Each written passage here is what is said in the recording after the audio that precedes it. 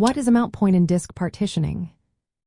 Imagine your computer's storage as a big filing cabinet with many drawers. Each drawer is a separate storage space called a partition. Now, to find and use files in these drawers, you need a way to access them easily. That's where a mount point comes in. Think of a mount point as a specific folder or directory in your operating system where you connect or attach a partition. When you mount a partition at that folder, all the files stored there become visible and accessible through that folder. In Linux systems, the process is straightforward. You can mount a partition by assigning it to a folder like Home or Data.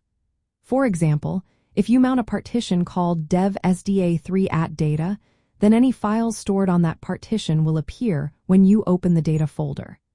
This setup allows multiple partitions to be integrated into a single, organized directory tree.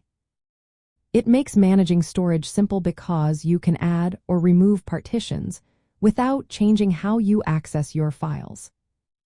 Windows handles mount points a little differently. Instead of just drive letters like C or D, you can assign a folder path within an existing drive to a new volume. For example, you might have a large drive and want to add extra storage as a folder inside it. You can create a folder called Extra Storage and assign a new partition to that folder. Then, the contents of that partition will appear inside the Extra Storage folder, making it look like part of your main drive. Mount points are especially useful when you want to keep your system organized. They let you separate system files from user data or run different operating systems on the same machine. They are also vital in servers, virtual machines, and environments where storage needs to be flexible and easy to manage.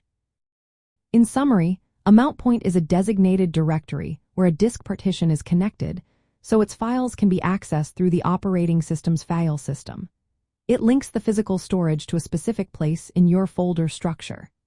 Linux uses directory paths for mount points, while Windows can assign folders within existing drives. This setup makes managing multiple storage devices and partitions much easier and more organized.